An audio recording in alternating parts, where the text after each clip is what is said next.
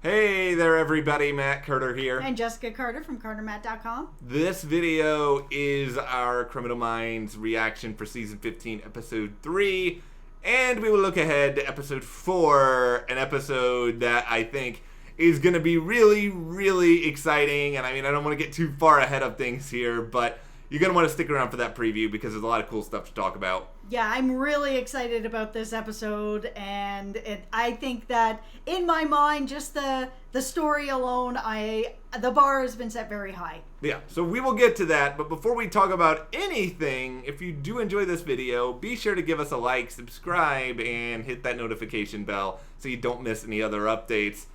This episode, it feels like we spent all of this time with Everett Lynch, the battle against the chameleon, and, you know, with Criminal Minds, the more things change, the more things stay the same, and with that, I mean, we just completely forget about the Everett Lynch storyline and get into a case of the week this time around. Yeah, which makes sense for this show. We said it last week, we'll say it this week. The show has a little more serialized feel this season, but at the same time, they are still giving us that TV comfort food where you can sit down with this show, enjoy an episode like this, and get out at the end of it and not feel that you've missed anything, that you can't jump in, you can't enjoy an episode and move on. And this was one of those really wonderful episodes. And to me, what I liked about it is you had that case of the week element, so if you're a fan of that, you got that. Yep. But there were also some personal storylines, and I think Criminal Minds has gotten better at that over the past year and a half, where it's sort of like, okay, it's not just about the unsubs. You get to know your characters a little bit better. And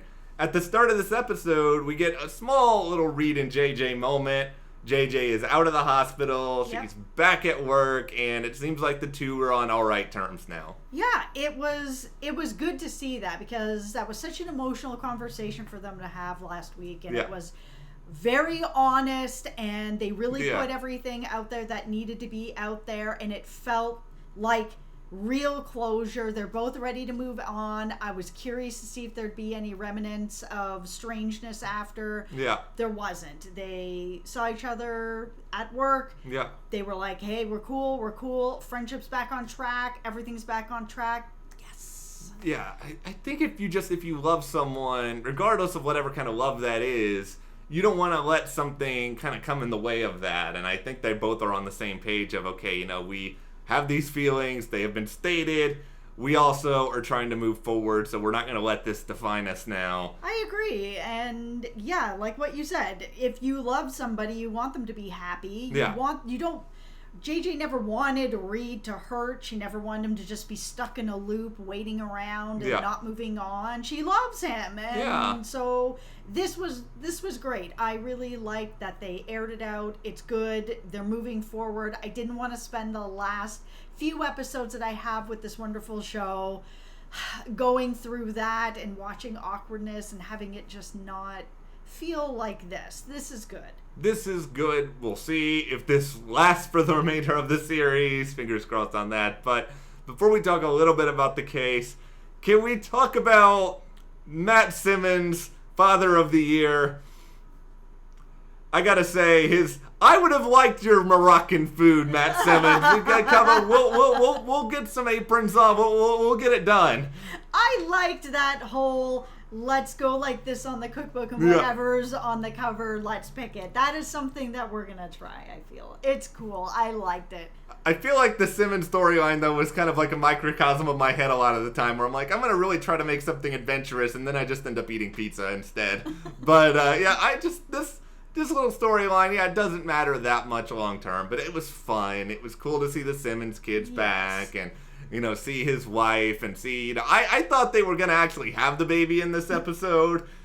Yeah, I was thinking they were going to have the baby in this episode as well, but I'm glad that they didn't. I love seeing Matt and his wife and the relationship they have. It's always nice to see good, healthy relationships, especially marriages that have kids on TV, because it's not always that easy to have a marriage with children on TV and keep it fresh, loving, kind, without somebody being like, oh, we got to throw in an affair, we have to throw in this drama, that drama. This is refreshing. I love seeing them together. So she was on bed rest. He gave her a bell. Come see me whenever you want. Yeah. She's trying to be like, hey, I'm going to ring this bell. Yeah. I just wanted to see your lovely face. And he's calling her out. Be like, no, I know what you want. You're not going to get up and do anything. It's not happening. Don't give me your sweet words. I'm not having it. Watching him with his kids, I loved it. Oh, all the dots won't stick on these dice. We're going to make up this, that, whatever. It was a lot of fun. Yeah, they better give him a good Father's Day or something, because he's like doing stuff with the kids, doing stuff with his wife. He's also like on the phone trying to solve a case where people are getting blown up. I mean, this is like some serious time management skills to the max. Absolutely. 4 kids with a fifth on the way. Yeah. And that conversation at the end where they were kind of like, okay, we're done. We're closing up the baby shop. This is it. This is the last one. We're good. Yeah. 5 kids. It's a lot.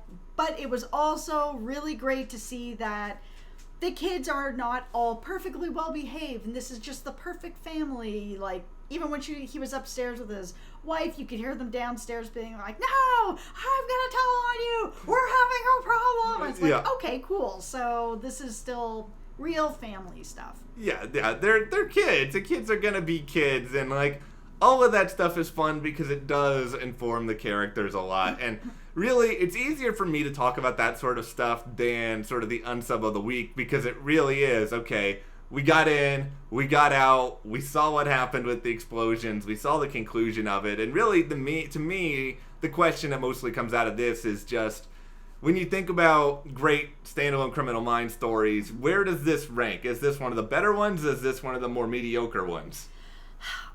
For me, I mean, I think most people will probably feel that it's a more mediocre one, but for me, the thing that turned it around for me, because as I was watching, I was like, okay, this is probably not going to be an unsub that's going to stick with me. Yeah. But when he had his last victim and he was talking to her, he said something that really stuck with me, because I'm someone who likes to read true crime, and as a lot of people out there do, and watch documentaries and see all this sort of stuff.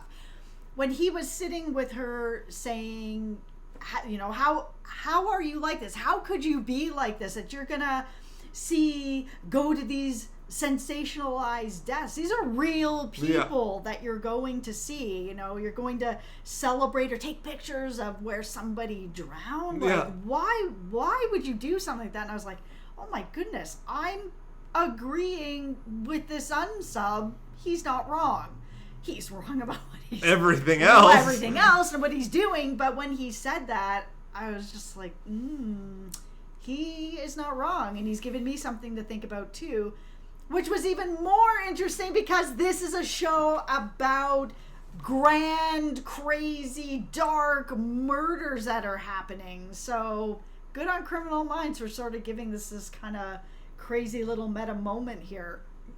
Yeah, it's Criminal Minds fundamentally commenting on itself in a lot of ways. And, you know, and I know that there have been people and critics who have criticized the show for this here and there over the time. That, you know, you're watching these sort of gruesome things happen all the time. But ultimately, I think Criminal Minds is a show about the heroes and what the heroes do in order to stop very bad people. And I think that's why people like it, because the bad guys lose.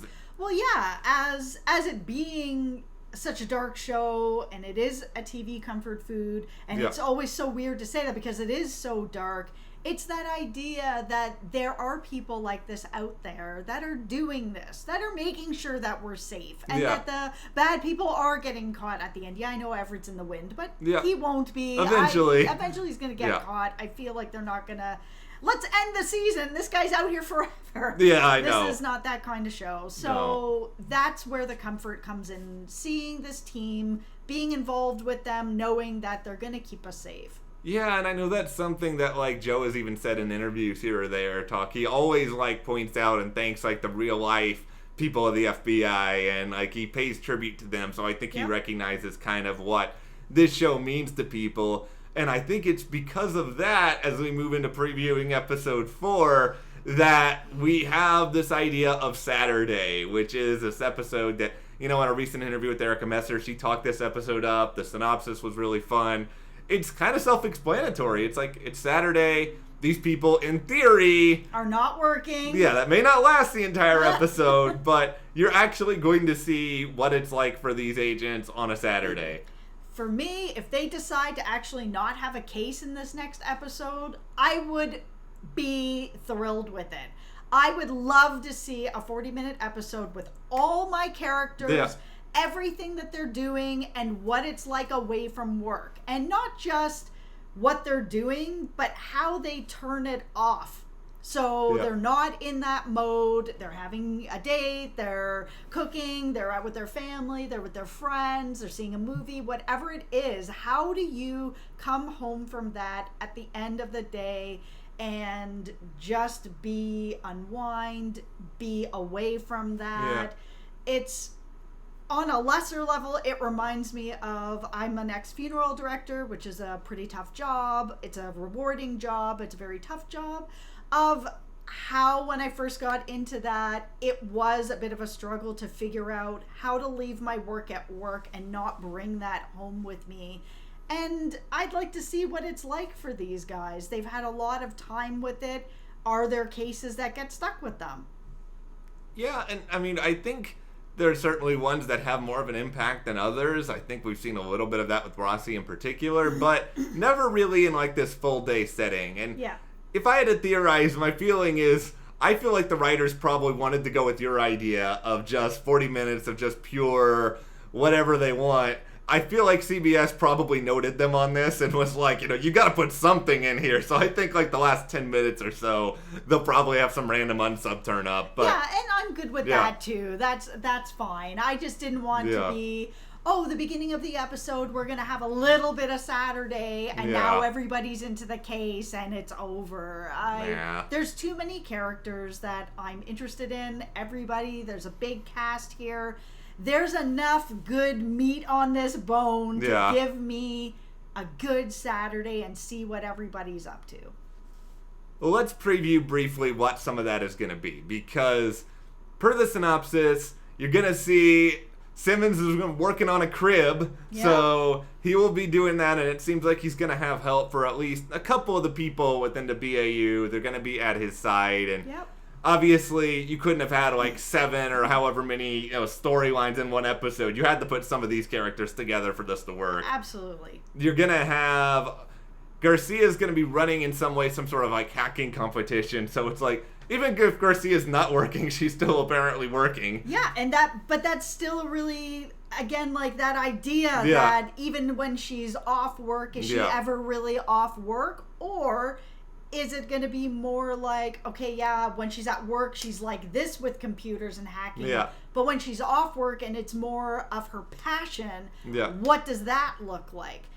So, or is she someone who can't turn it off? I don't know. And that's why I really want this whole episode to just be about Saturday. I'm really stoked. Well, the Reed storyline, I think, is what I'm the most stoked about, because Rachel Lee Cook is coming on board.